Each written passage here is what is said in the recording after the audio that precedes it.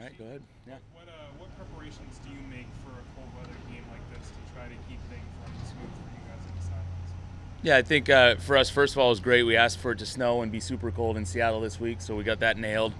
So we're ready to go from there. And then, beyond that, EK and the equipment staff, they do a great job. They got everything totally prepared. Know that there's going to be elements this weekend, knowing that it's going to be cold. And then so our minds are ready to roll, and we still got to play the game, and both sides have to deal with those elements. So we'll take them as they come and see what the weather is like, what the wind's like, throughout the course of the game.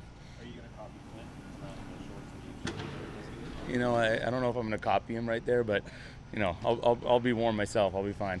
Do you have like a varied idea, a game plan, what the conditions are going to be? Like you might have to adapt to a different kind of setup depending on what you actually get for a game day like this. Yeah, absolutely. And I think we've dealt with it a good amount, in some of our home games or whether you're traveling, there's a potential for weather. I just think having it in your mind what the, what some of the alternative calls might be. And it really, to me, it depends on, what's the actual weather like at kickoff, how much is the wind affecting the game? Is there other elements outside of that? And obviously this one being in the colder side of things, seeing how everyone's reacting and how the ball's spinning in the air and then making adjustments from there, but totally being prepared for, either or scenarios when you go into a game where there's weather as a possible factor in the game. The team has played so few games without Tyler Lockett over the years. As a play caller, what does that change not having him available? Yeah, no, I love everything about Tyler and what he brings to the table. He's been a great leader for us. He's been a great receiver for us for his entire career. And, obviously every minute you're around him, it's like as soon as a guy like that's out of the building, for a couple days even, you miss him. But you know that everyone else will step up, and it's not going to be one person that'll fill that role. And then same thing goes for calling the plays or calling the game.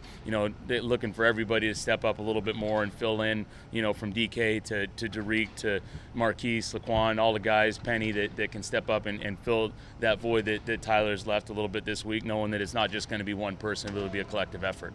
How about DK specifically? He's double teamed all the time as it is. Tyler out.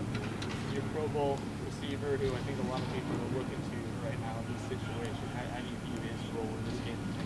Yeah, I think being smart. I think that starts with Geno knowing that the attention that DK can get in certain games, and a lot of teams throughout the course of the season are going to go ahead and lean coverage towards him, and it's something that we've had to deal with more often than not, and it's something we'll continue to deal with. So doing a good job of finding those ops, and then if he's drawing all that attention, knowing that whether it's the tight ends, the running backs, the other receivers, that's going to bring more opportunities their way and potentials for single coverages there, and so just doing a good job of understanding and taking what the defense gives us, playing and play out.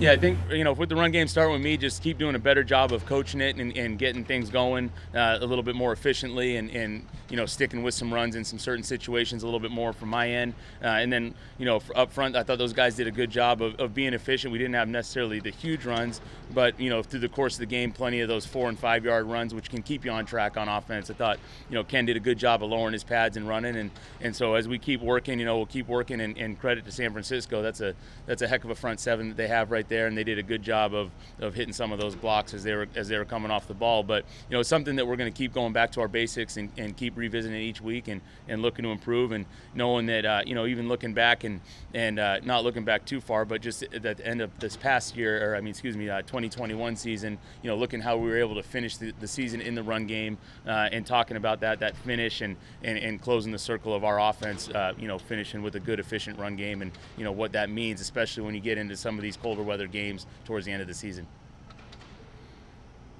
Anything else, guys? Good. All right. Thank you.